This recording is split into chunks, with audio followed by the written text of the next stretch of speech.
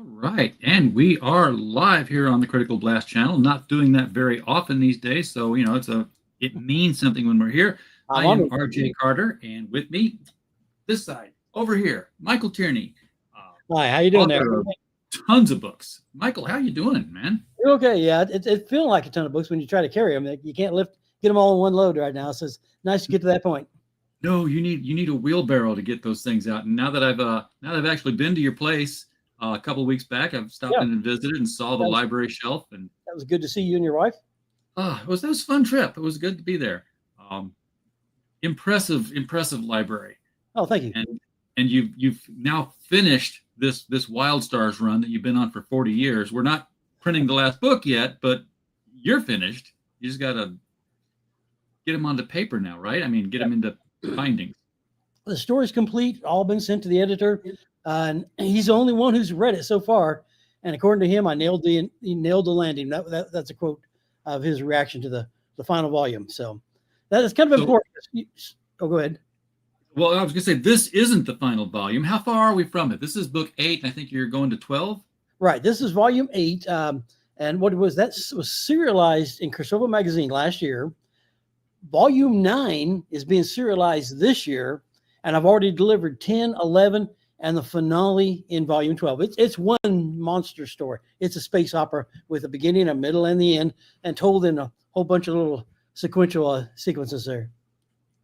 So do you have any more like side adventures in this universe, or are you like, oh yeah, done? I'll tell you what, I've created so many different times, places, and worlds. And there's a lot of them I want to go back and visit to, a lot of characters that I want to tell more about their stories.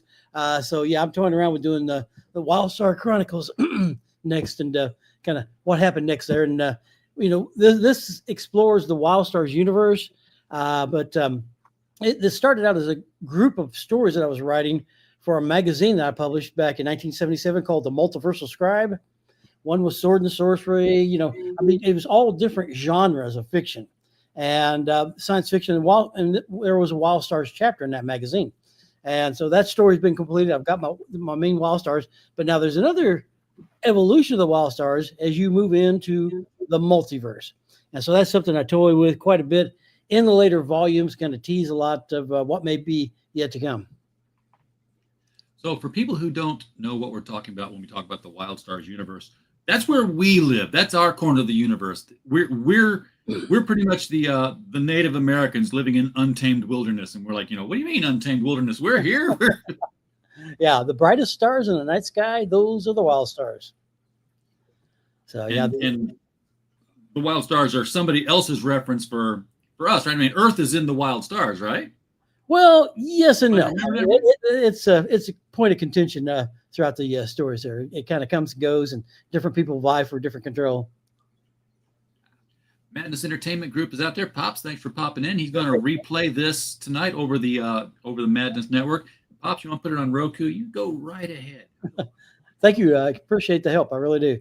It's always, the battle to try to get the word out. A big story like this, and it's one of those things that kind of, rolling downhill, gaining a little bit more momentum every time. Like I say, the book that we're talking about tonight, Wild Stars 8, the Dire Griefs, or the Superior Griefs. Dire Griefs are an element, but as you can see there, it got over halfway to the goal of funding in just the first few days. It's still got a month to go. Yep. So let's I'm going to throw that. The link is, if you're watching on YouTube, well, YouTube's the only place you can watch this because I didn't share it everywhere else because it's StreamYard. But I'm going to throw it into the chat here also. The link is right below the video, but there it is right now. If you want to go out there to Kickstarter and get in on this, and yes, it's volume 8, but don't feel like you missed out because volumes 1 through 7 are also available. There you go. And they're in that Kickstarter too. Yeah, and it's mixed media. I mean, this was this started out as a novel, then it became a graphic novel, then it went back to being a novel.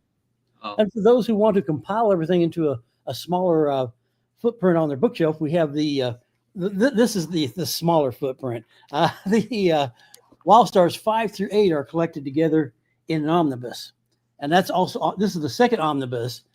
So it's also offered on the Kickstarter. It's got a beautiful wraparound wrapper by Anton Oxnuck, who also did the wraparound for the first omnibus, which has 1 through 4 in it. So you can buy 2 books and you're all to current.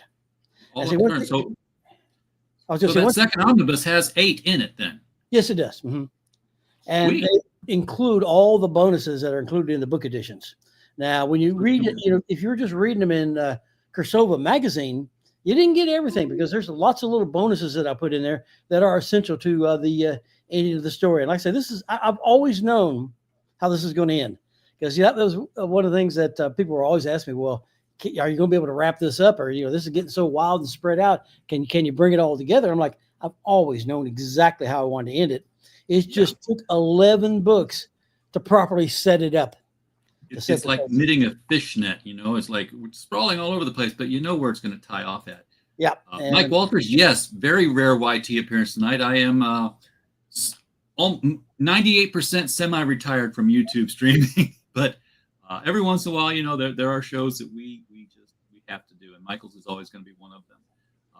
We thank you. Thank you for sharing that out there. Appreciate it. So, I mean, do you feel any kind of weight off your shoulders now? I mean, this is 40 years of work. Yeah, this was a life's work. I mean, this was one of my goals, and in life, you set big things. I had other big goals. I wanted to do some art chronologies on Edgar Rice Burroughs and Robert E. Howard. Those have been done. And they're all, all 3 of those projects were things I thought I would probably never accomplish in my life. So when you have these lofty goals that you thought, man, I don't know if I'll live long enough to get this done, and then you get it done, and you're like, wow, okay, what else can I accomplish? You need a bigger bucket now, because that bucket list has been checked off. Yep, the bucket got bigger. So have you thought about any more art chronologies? I mean, there's actually a couple I've been talking to. I don't know if I'll be able to wrangle either one of them. 2 that I could start working on tomorrow. One would be an art chronology on Frank Frazetta, but the family is so splintered right now. I don't know if I could ever get the permission to do a historical retrospective of his entire body of work, and then to give it in chronological order. And the other one that I could start working on tomorrow would be, and I've got multiple publishers interested in this one, is a one on the Disney Ducks with an emphasis on the career of Carl Barks. And so those were interesting. I had a real interesting group of books that I collected when I was young: Conan the Barbarian, Tarzan of the Apes, and Donald Duck. Walking down the crowd, you'd be like, I'm crossing over. The Ducks would be good reading. I mean, that was, Carl was putting some stories out there that resonated. He was the master comic book storyteller. I mean, he could give you like the wildest, craziest story, spaceships, sunken treasure at the bottom of the ocean, or just Donald trying to get the nephews to take a bath because they got to go to school. I mean, it could be something simple or something just fantastic. And they were all equally entertaining and timeless. They reach just as well today as they did back then. Yeah, the covers, you talk about the Tarzan covers, you did the Burroughs covers, the not Lovecraft. That would be an interesting one though. The Howard covers, the artwork for that time was just so lush and lurid at the same time. Yeah. Because of the pulp magazines. And I've been showing, my wife some of the older pulp magazines from like Amazing Wonder Stories.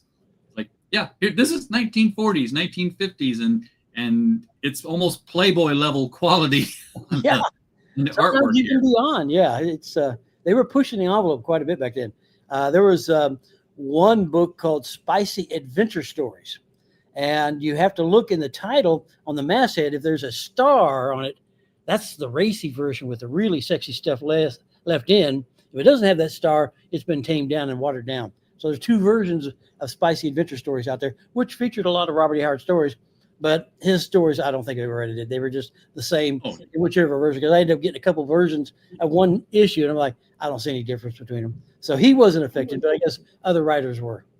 I would love to see something like that compiled together in the with all the cleanup that you did for the Burroughs and the Howard stuff, because those are beautiful pieces. Something that like an oversized 11 by 17. It's almost like a poster book.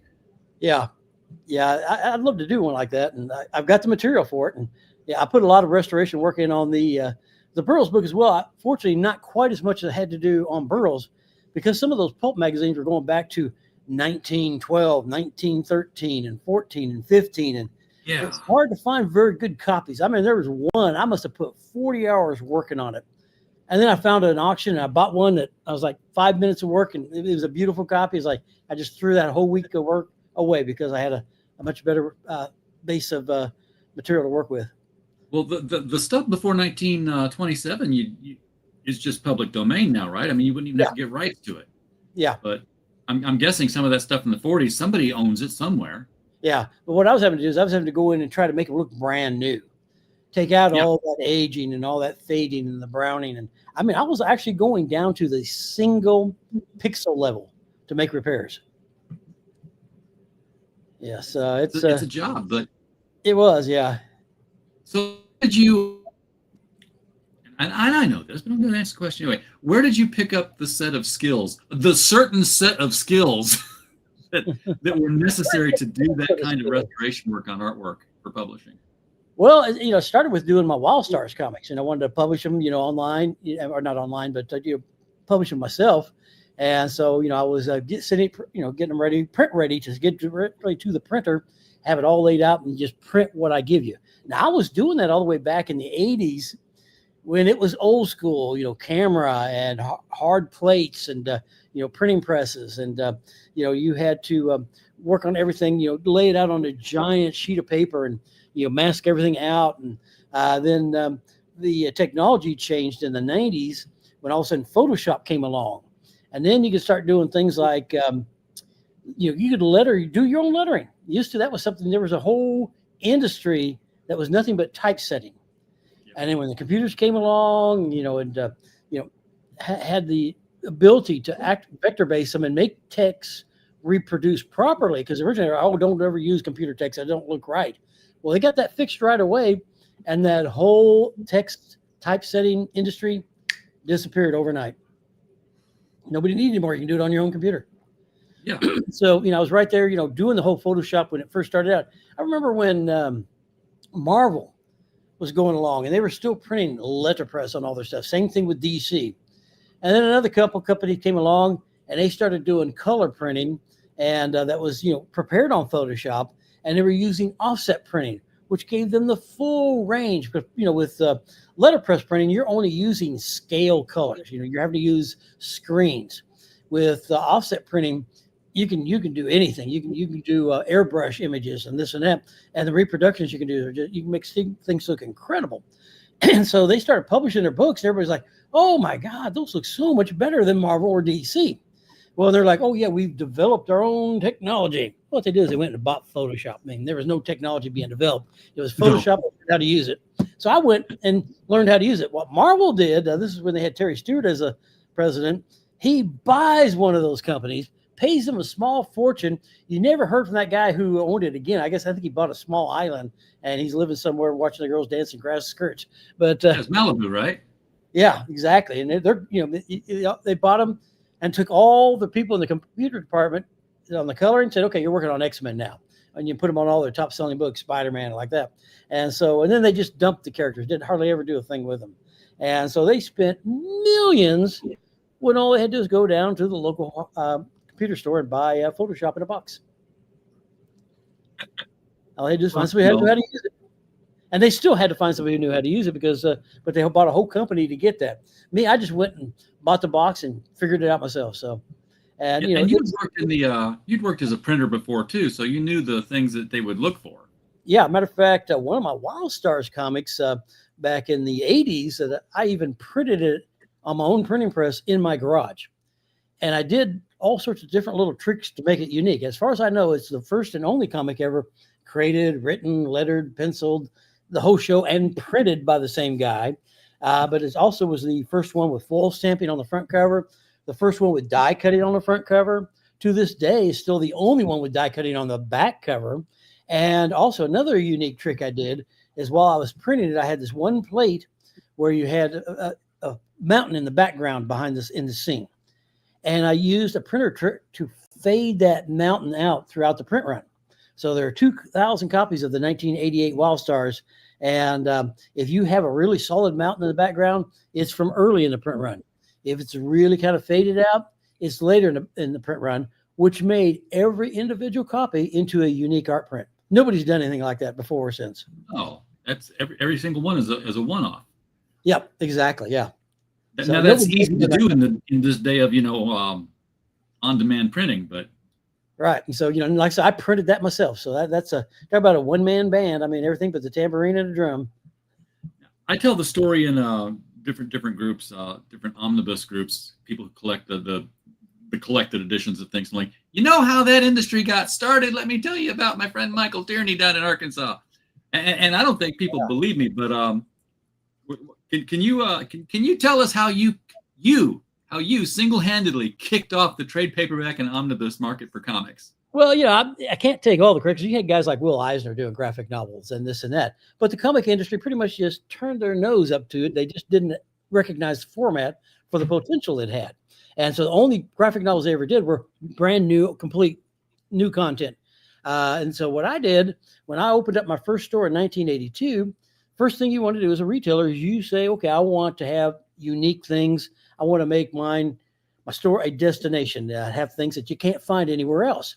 And one of the things I did was I started taking at that time, DC was doing deluxe reprint collections of comics, like Crisis on Infinite Earth is one I gathered up, but other deluxe books like Shadow of the Bat, reprinting classic Batmans, and then you had other deluxe series like Ronin. And so I took a lot of these, deluxe series or, important series like Crisis on Infinite Earth, and I had them bound into graphic novels at a local bookbindery and did it in fox leather with gold foil stamping. And I mean, those things sold as fast as I could get them put together.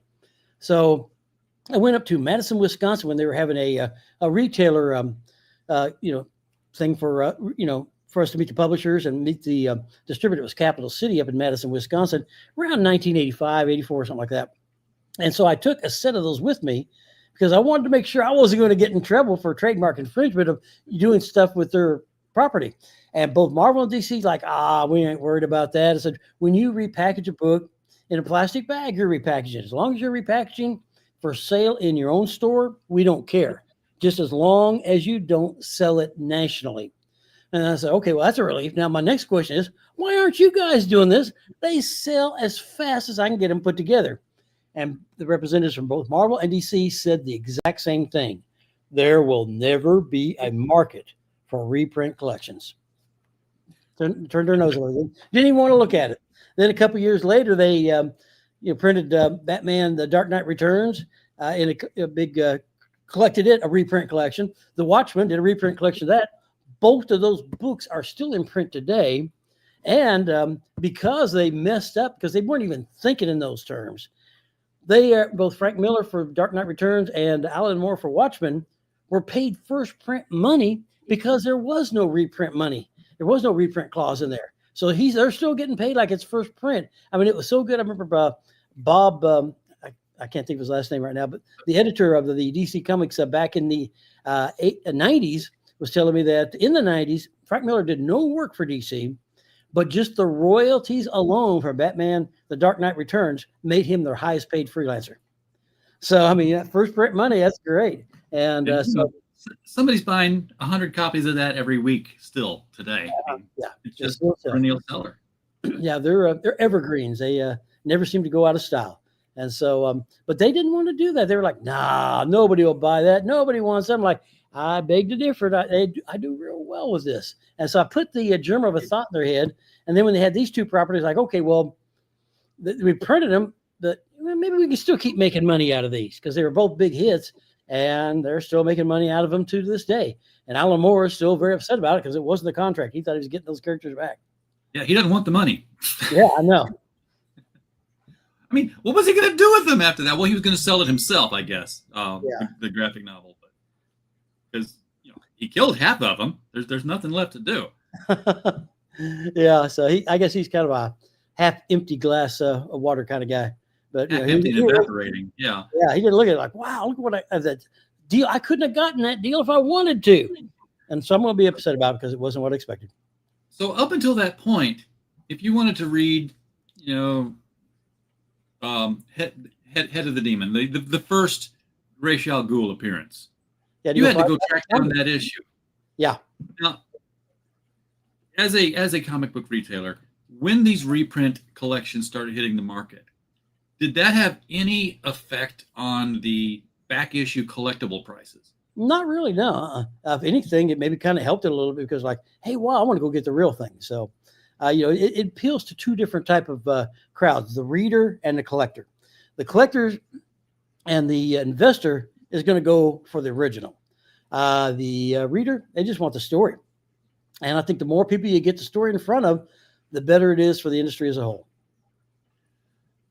So, speaking of stories, we are here promoting WildStar's The Superior Griefs, which is volume 8 in the 12-part arc of the WildStars, 40 years in the making. Kickstarter is live and active. We're at $25.54, and you can get all 8 volumes, or you can get the 2 omnibuses that will include all 8 volumes. It's mixed media. It starts, like I said, it starts as text, goes into graphic novel for a couple of books, then it's text again, and you were kind of forced back into the text market because your artist fell out, but you worked it in to where it's like, I meant to do that. Yeah. It's like Pee Wee Herman getting up off the bike. It's like, you know what? Hey, here's what happens. And I love that story and how that worked out for you. Yeah. The artist just kind of disappeared on me. And like, you can't, switch artists halfway into the second book of a trilogy. It just can't be done and not be effective. And so I'm like, well, I'll work this into the story and I'll make this part of the story. And so the part that he illustrated, that was all video evidence at a court-martial trial. Yeah. So you just kind of said, thus ends the video transcript of this, and then it's text again. It's like, yeah, that's like, reading. And I've seen very few books do that where I'm like, I'm reading a text novel and I turn the page and suddenly it's turned into comic book. Like, what happened here? But I mean, he did fantastic work. His images were just incredible. But I made a mistake with him. Never ever pay an artist any money in advance, because when you do, you never see them again. Nope, it's gone every time. Was that with Force Majeure or Prairie Bay? That was with Force Majeure. And so I just I had some thumbnails. This night, like, well, I paid for finished versions of these. I'm just going to use the thumbnails. I'm just going to work it up like, okay, this is the transmission, kind of fading in and out, and just kind of, I made it work as best I could just to get it to a good stopping point. And so, it was tricky, but his work was stunning. I mean, just some of the best 3-point perspective I've seen in comic book art. You see a lot of guys, they fake the 3-point, but he knew what he was doing with 3-point. He just did some beautiful, beautiful work. So I was thrilled with the work. Just unfortunately, I couldn't get him all the way to the finish of the story. Do you think you're going to work with the comics medium again? Oh, sure. Yeah. I'm working with it right now. I'm doing a online comic strip called Beyond the Farthest Star. It's a 314 episode story, and we're up around 260 some right now. So we're getting close to finishing on that. And that adapted the 2 short stories by Edgar Rice Burroughs, another short story by Todd McCaffrey and McCaffrey's son, and then a novel by Lee Strong called A Soldier of Aplota. And so I took the completely 3 different disparate works, and some of them ignored other ones, so they weren't gelled together very well at all. Matter of fact, they contradicted each other in a lot of places. So what I did is I weaved a story around it to kind of weave them together into one narrative, and with, filler material by myself and a new ending. Now, at one point, and one of the big things I was going to do on this was I was also going to do an adaptation of one of Burroughs' fragments, because I did a completion of one of his other fragments, a Tarzan short story was before. Well, I was also going to complete another one of his books called The Ghostly Script. And so I worked up a big story to kind of fill that out. Well, while we were doing this, we had to go on about a 2-year hiatus during the pandemic when the original artist on the strip, John Lucas, decided he didn't want to do it anymore. And so he left at a good stopping point. But then it took a couple years to find the right artist. I mean, there's lots of artists out there who want to work, but it's just got to be a right style that would mix well with what John had done before, and somebody who had the skills and experience to, draw a whole bunch of different type of scenes, lots of transitions, lots of different type of equipments, people, and situations. And so we found that with a guy by the name of Sylvester Solagi out of Argentina, I believe it is. And he's a very experienced artist. He's done hundreds of pages of military comics and this and that. He also worked on the Mad King for the Burroughs people. And so when he left the Mad King strip, we got him over on my Beyond the Farthest Star, and he's just doing stunning work, some really beautiful stuff. So that's a weekly comic strip that it's just fun as can be to put together.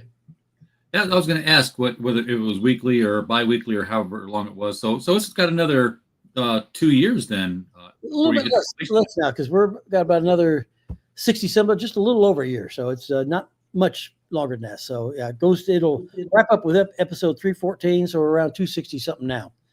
So how many episodes do you have to be ahead to have a comfort level of well, they want to wait. They would wait until you got, maybe 3 months or more ahead, because once they started publishing, they didn't want to have breaks. And so we were getting pretty close to being caught up, losing our buffer when John left. And I sent him a batch of the next 30 episodes, and he's like, I don't want to do this anymore. I'm like, okay. And so we had to go on hiatus. It was just too short a notice to smoothly transition to somebody else, and because we didn't have any kind of a buffer. So the guy we've got now with Sylvester, he was turning them in 4 episodes a month, but 4 times 12 is 48, and there's 52 weeks in a year. So we were slowly losing our buffer. As I mentioned to him about that, about the schedule. And so he started peppering in a 5th episode every now and then. So that way we've got like about a 12 episode buffer right now. So we're almost like 3 months ahead. So who is your cover artist on this? This is some nice looking stuff. Yeah, that's a group called Wistmore Studio on that one there. And they've done all the Kursova covers this year. Matter of fact, let me find another one to show you.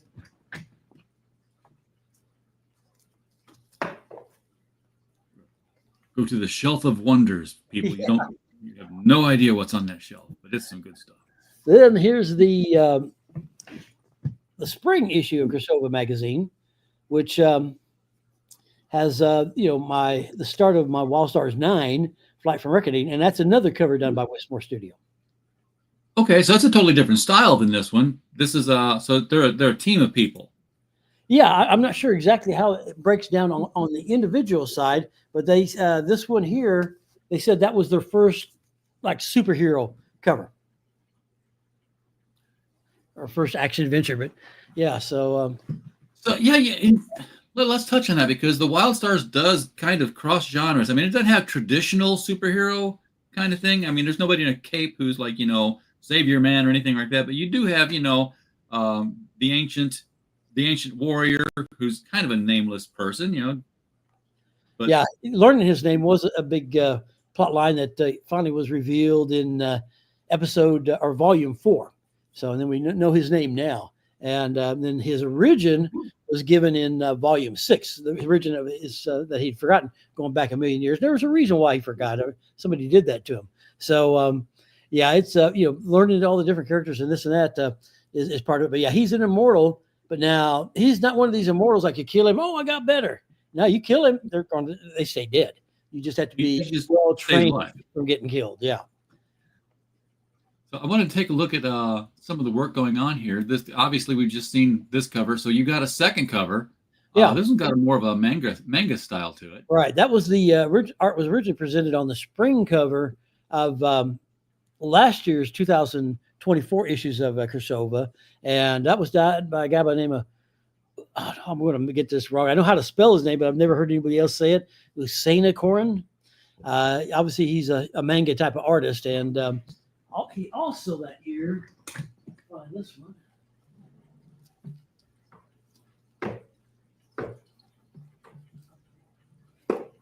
Yeah. He also did another Wild Stars cover, even though neither he nor the editor knew this was connected to Wild Stars at the time. So I had a second Wild Stars cover that year when the volume 3 the third installment of that book was printed here. Also included a short story called Texas Goth that I wrote. That is an origin story for a Wild Stars character. So they found out later, like, oh, hey, well, that is a Wild Stars. So this is actually a Wild Stars cover by the same artist. your genres are all over the place. I mean, we're seeing dinosaurs here. I know that we've got Civil War ghosts. We've got Native Americans. You've got space aliens. You've got Nazis from another dimension. Alternate reality, yeah.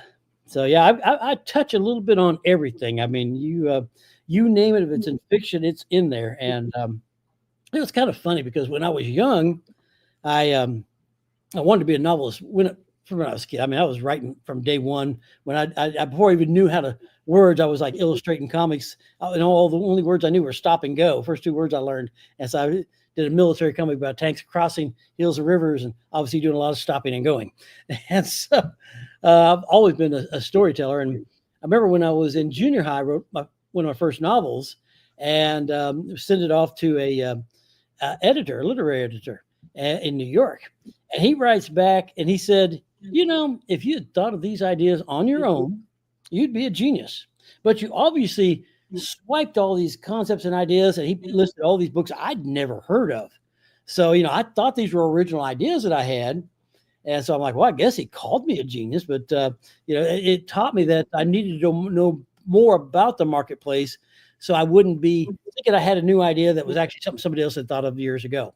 And so when I became a bookseller, that was a great shorthand for, learning all the different stories that other people have told. So I didn't repeat everything. And so I learned, what kind of different genres people liked, and 40 years as a retailer talking to customers every day about what they wanted to read. I'm like, okay, these are the kind of stories they like. And so I worked it all into my wall stars, and it's not just a mishmash. I mean, it's not, where you just don't know where the ground is under your feet. Yeah. Yeah, it's solid, and it's there's a reason behind everything. And I'm trying to give you a mix, because that way each volume is unique and different from the previous one.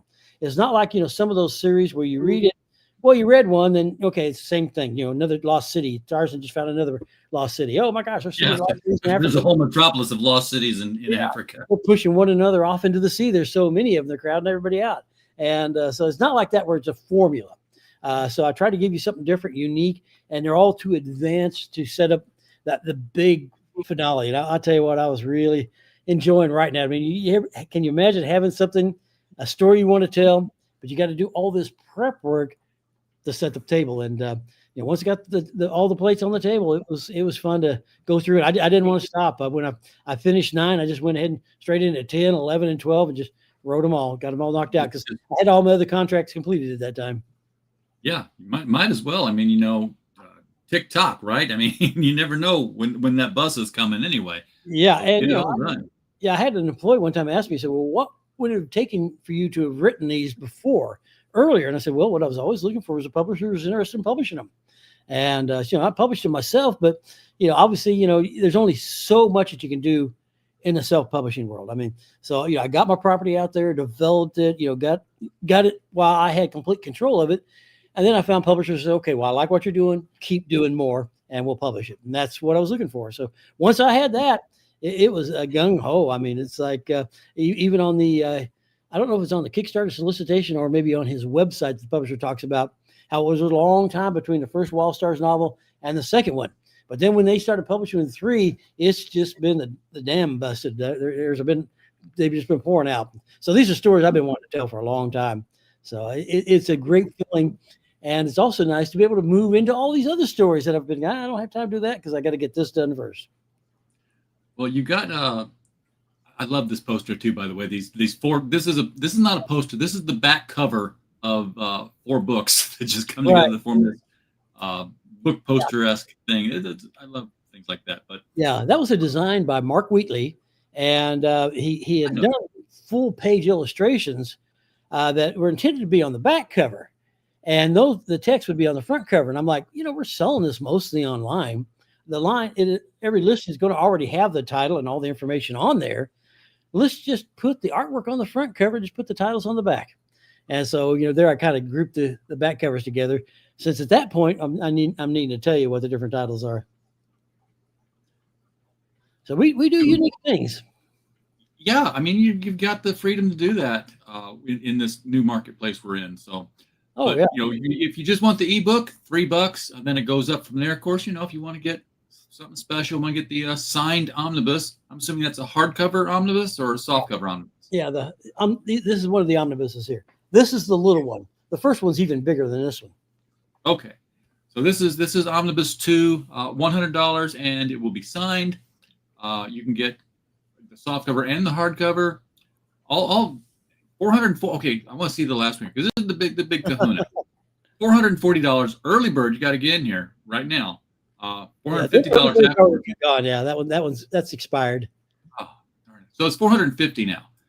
But you get everything. You get all the rewards, all the add-ons. You get signed omnibus 1 and 2, signed hardcover and softcover of Wild Stars 8, Wild Stars 1 through 4 individually in softcover, and Wild Stars 5 through 8 in both softcover. So you're getting the library. This is, you're getting a long box of novels here. You're getting the full Wild Stars. Plus the Atlanta keychain. What do you mean plus the Atlanta keychain? What's the Atlanta keychain? Well, scroll down just a little bit more. That's Atlanta and her and the dire grief. Not the city in Georgia. Now, Atlanta is a girl. Okay. Yeah, see, Atlanta was the granddaughter of the ancient warrior who was kidnapped in revenge and lost in time and abandoned at the site of a major extinction event. And so when they searched all through time to find her, and when they did find her, by that point she was so ingrained in the timeline, to rescue her as a child would have doomed the earth. So you got, okay, don't rescue your child to save the earth, or rescue your child and doom the earth. What do you do? That's Wild Stars 2. And that depends on whether or not you're from Earth. Yeah. So they came up with a unique solution. Okay, so there's a bigger picture of the artwork there that becomes the keychain. And, this Omnibus Volume 1, it's got the first 4 volumes, the Book of Circles, which I have the original trade paperback of. Yeah, and that's just the spine and the front cover. The art continues all the way around, wrapping onto the back cover too. Yeah, you get some really cool art. I mean, and again, oh, great, I'm starting a space opera here. I get this. It's armor and spears, but it's obviously a space opera. Wait a second, why are there sharks? A shark being teleported, a megalodon shark, and that's a major character in the things. What they do is they teleport him to this planet called Shipworld, which is where they build all the Wild Star ships. And what they did is they made him into a space cyborg shark. Okay, and that's power with unlimited power because he's keyed into the power sources that control their teleportation system, and so he's unlimited power. Never ages, and they keyed him to go after the energy signals of one of their enemies. So all of a sudden, he's like the guardian of Earth because he's taking out these bad guys who keep trying to come after us. Okay, so and here are the dinosaurs, of course, which you just mentioned. Atlanta's in book 2. She's on the cover of book 8. How long have we not seen her now? I mean, this is... Well, see, she was dead in Wild Stars 3. She'd been eaten by one of those critters. So she got better? Yeah, she got better. Okay. That's a complicated time travel. And so they figured out a way to save her. And so she got better. But yeah, matter of fact, that's Bully Bravo. He's a first Native American president, and so of the Earth. And yeah, I've got a lot of fun characters. Very diverse cast. Just all the action happening on all these covers here. Yeah, those are the other sides. We were talking about that collage where the star pattern had just the text on one side. These are the other sides. These are like giant cockroaches. Yeah, those are part of the Ishla.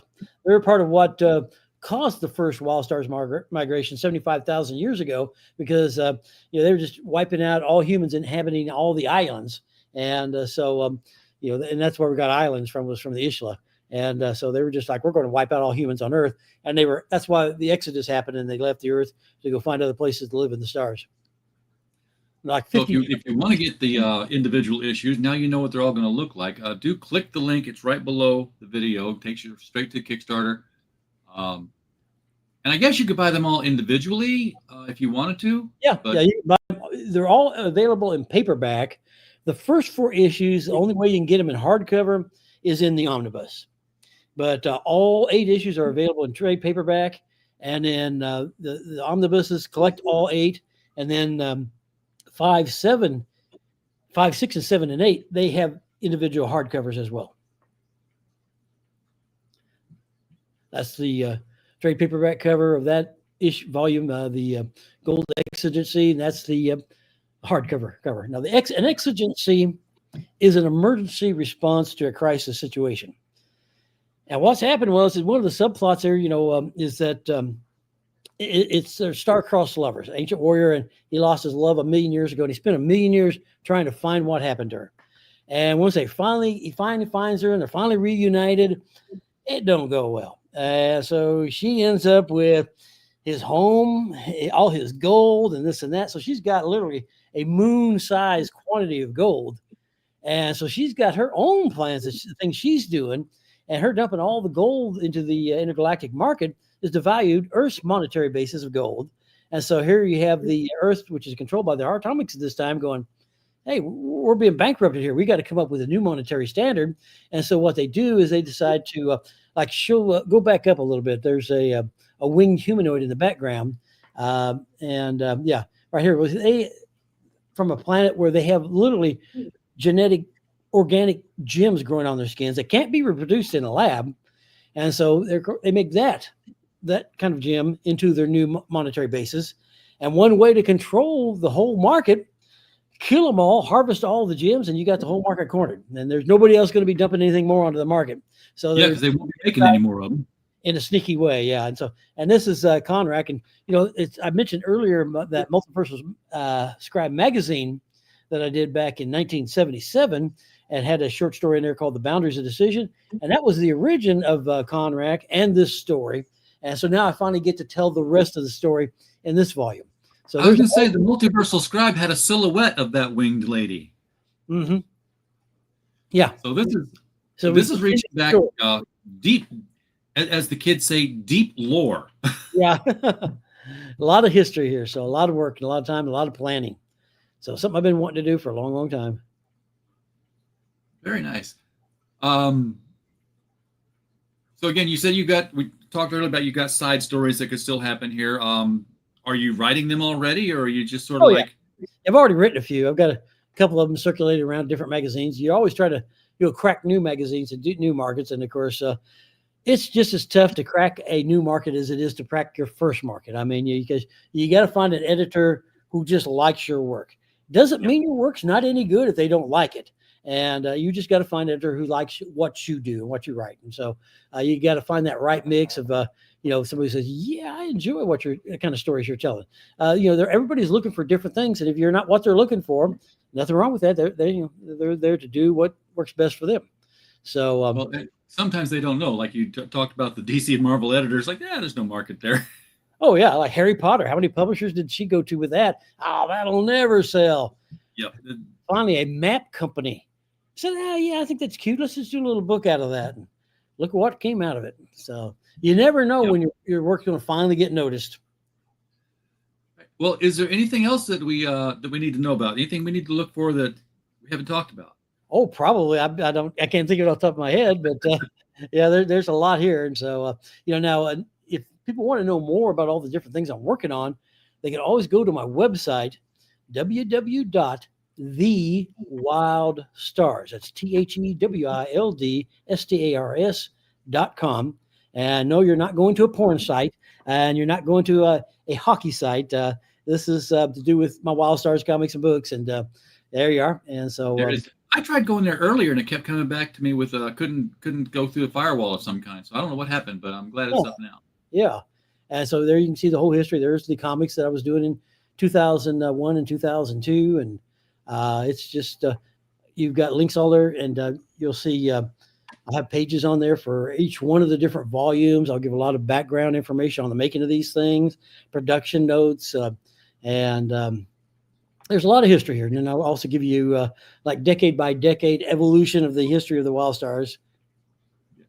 Now, that's something that I didn't see on the Kickstarter, because we've said you can get all the books, but not really, because those first two books were smaller books. These were comic books. Oh, yeah. You can't get the earlier volume. A lot of these things are out of print. Yeah.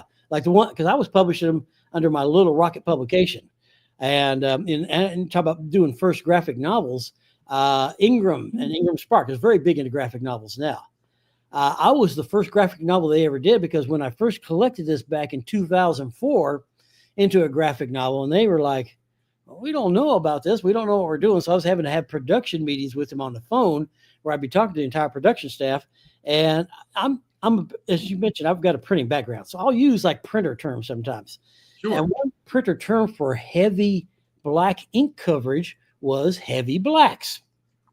And so, and Dave Simons did a lot of my later comics.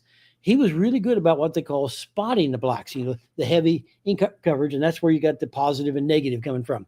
So when I asked him, I said, would you have any problems printing heavy blacks, meaning, heavy black ink coverage? The room goes silent. Finally, you hear the girl, my rep, going, oh, I think he's talking about ink coverage.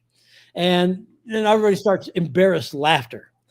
So they thought I was going to do a different type of book than I was going to do. And they didn't know what when I saw it, look, this is ink coverage I'm talking about. Oh, ha, ha, ha. Yeah. And that was a graphic novel. They're not great. I've had to go back and readjust, because we use Ingram Spark to print a lot of things. If you're going to print with black and white, don't even bother the 50-pound. Load up, fine. They'll sell 25 of them, and then they'll say, yeah, you can't do that. You have to go to 75-pound paper or 70-pound paper. But yeah, we print a few books with them. This isn't the Sunday one that I showed you. This is just the Heroic Publishing Flair Archives. Wow, I cracked that spine for the first time. This was our publisher copy that's supposed to sit on the shelf, but nice. I'm very familiar with Ingram Spark. I didn't crack it; it just made it pop. Always scares you to hear that sound. Speaking of, I guess we can go out with that video that I was showing you. See if I can make it play full screen here. We have our latest anthology is going to be being released soon. We're in the editing stages. We got to get the interior graphics drawn up. But if you remember, we did the Monsters Next Door. We did more monsters. We'll talk after the video here, because we got the next anthology ramping up, and I think you're going to. But we had the trailer video for Monsters Next Door to display.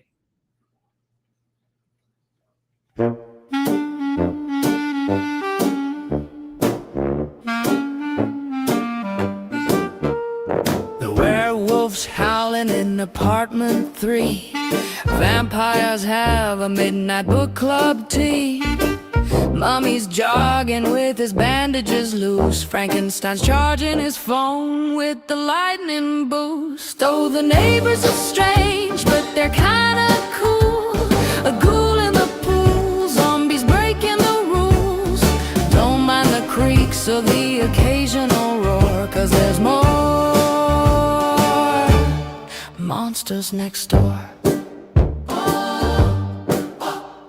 Invisible man keeps stealing my fries. Creature from the lagoons got chlorine in his eyes. Dracula's mirror is cracked, no reflection to see. And the skeletons DJing at the local spree. Spiders in the mailbox, bats in the tree. A haunted house party every night for free. Oh, the neighbors are strange, but they're kinda cool. Ghoul in the pool, zombies breaking the rules. Don't mind the creaks or the occasional roar, 'cause there's more Monsters Next Door. More Monsters Next Door. More Monsters Next Door.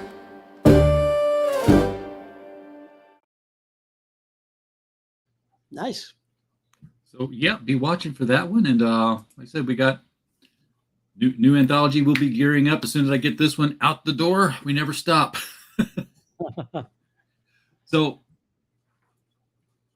Everyone, go visit thewildstars.com. The link is below the video. It's right below the link for the Superior Griefs on Kickstarter. Get out there and back that project. Don't be that guy that waits for like the 12th one and it says now I'll buy the whole thing. The 12th is going to come out in an omnibus. Yeah, sure, it'd be like 9, 10, 11, and 12. This is a great point to get the first 2 volumes on the set that'll you can add to when the next omnibus comes out. Yeah, and I will add that the more that we sell of this one, the faster the last books will come out, because the publisher will be in more of a hurry. If this does just bang up, the better it performs, the quicker you get to read the end of the story. So yes, yeah, don't do that. Get in there and back this thing. Throw some money at it. Don't make me be wasting my time here, guys. Come on, we're here promoting books, comics and novels and all that kind of stuff. All right, Michael, thank you so much for coming on the show. Always pleasure to have you down and talk with you. I miss doing the LCS guys show, but in a way, I don't. It's like, talk about a collapsing industry. Yeah, not much good going on there. Diamond is almost. It is. I mean, they're even in business a year from now. Yeah, we would be talking about Diamond every other week now at this point if we were still doing the LCS guys. Because the last I heard was there. Well, you told. Did I tell you, or you told me, or I read it somewhere? But they tried to sell off all the consigned comics to get out of debt, and the court said, nope, you got to sue every publisher, and you got to sue them individually. Yeah, they're in a mess, and they've lost the right to carry Marvel comics, so they don't even sell Marvels at all anymore. They hadn't been carrying DC, I don't think, in a while. I don't know about that for sure. I haven't used them for that myself. I switched over to the other distributors, but and there's a lot of a lot of different independent publishers that just aren't bothering to publish anything right now. They're like, would you want to ship books through Diamond? Like, will I ever even get paid? And so they're slowly starting to appear with the other distributors. And you know what? I'll tell you what, I think the industry is actually healthier right now. I'm probably like the only retailer who's ever going to tell you that. But the quality that I'm getting, the shipping. I mean, I like Steve Jeppe. He's a friend. I'm on his board of advisors for the Overstreet Price Guide.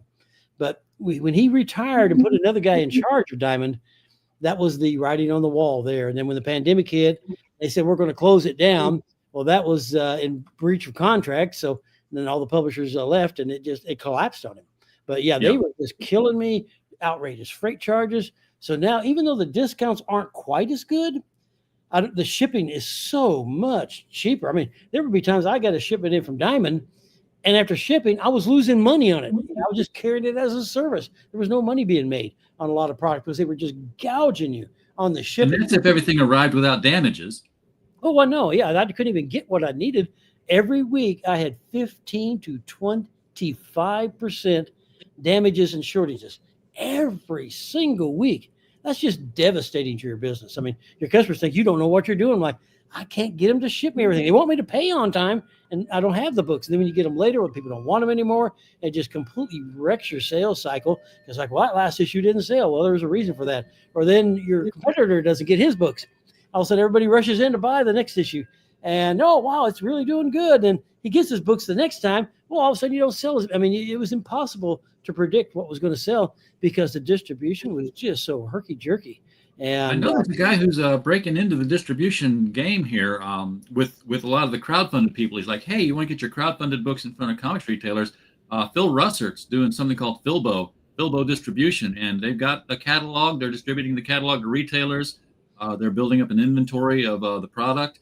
So it'll be, a lot of off-the-wall stuff. Antarctic Press is participating in it, so I know that it's got some mainstream names behind it. Yeah. But a lot of the indie guys are just like saying, hey, you know what? Yeah, I'm done crowdfunding this comic. Let's put it out there in the market. It's the only way I can get it in the shops. Let's do it. Yeah, if I wish, in a way, I still had my stores at this time. I wish I'd had this kind of distribution system when I did still have my stores, because the selection is better, the service is better, and back when we had a lot of different distributors, that's when the market was really vibrant because people competed for your business and competed to give you better service. And now we're back to that model where they're like, hey, you can buy this somewhere else. And so the distribution system is better. My damages are much better. I mean, I don't have damages like I used to. When I get a shipment in, if I'm short something, it's a surprise, not an expectation. And yeah, it makes it so much better to work on this. Plus, too, with the distributors now, they're getting you a lot better selection because with Diamond, they ignored the kid market. They didn't carry a good variety of product. And then when they did carry other lines that you thought you might want to add, they were so slow to the game, so slow to deliver. You'd get it 2-3 months after it had already been out for sale and everywhere else. I mean, from Target to Walmart to Barnes and Noble, competitor you had, they'd have it months for you, and then it'd come dragging feet in later. So it's like you couldn't even compete. So with Penguin doing distribution for comics now, I'm surprised that Scholastic hasn't gotten into the game because they've got their own graphics line, but they could be picking up some of these other publishers and saying, hey, we've got the channels, we've got our own graphic novels, and let's put them into the comic stores. Right, yeah. Being a mail order service now, that's what I converted over to when the pandemic hit. I'm only ordering what people say, I definitely want to buy this. So people tell me what to buy now, so I don't have to predict and guess. But when I'm looking at these offerings, I'm like, man, if I still had my store, I could have sold the heck out of that. And just things I just was always asking for, but they're like, oh, nobody wants to do it, or oh, kids are just too much trouble. Like, where do you think the future of your industry is going to come from if you don't develop the youth market? And I remember one time asking a bunch of retailers, I said, well, how old were you when you first started getting into comics? And the average age was 8.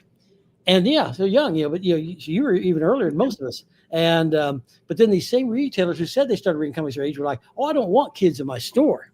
I'm like, why? They're like, well, they're a lot of work. Like, well, you were a lot of work when you were a kid, but you're still doing it. That's a lifelong customer. And you've got to grow, and you got new generations, this and that, and do the work. I mean, I think there's a lot of work adversity in the industry where people are like, yeah, I just want to sit on my chair and you just hand me money and we'll just call it even. I'm blessed to have a comic book loving wife. So now we both, one of us will come up with the idea, hey, want to go to the comic store? And the other one says, yeah.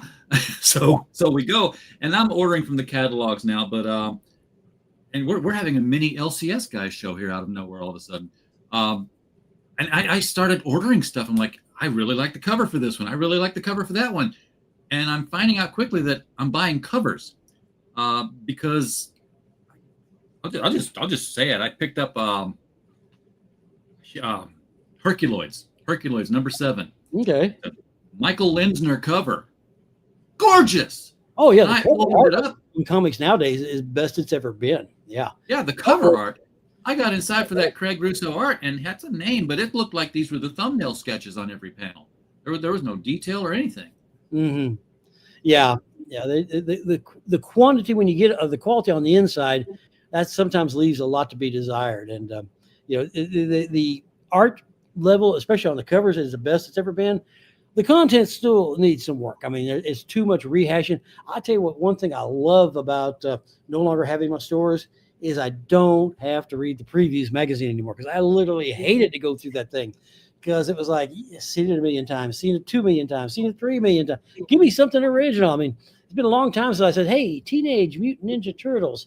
That's hitting all the different major food groups. I think that's got potential. I think I'm going to order that on a lark here and carry some copies, and look what it did. Same thing, Strangers in Paradise, just different titles.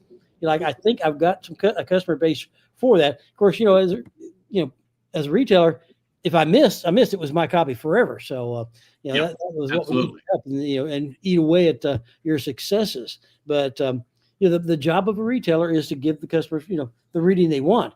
And it's kind of funny because I picked up a new mail order guy just the other day, and he's like, my retailer can't get the books I want. So he sent me a list, and all he was missing, I had him, and I sent him a picture. Okay, well, I've already got them in. Don't worry, I got you taken care of, because they couldn't confirm it because they were too recent a solicitation. So I didn't know when I placed the order they would get filled. Well, then they got filled, and sent him a picture. He's like, man, you've accomplished more in 4 days than my last other retailer did in 3 months.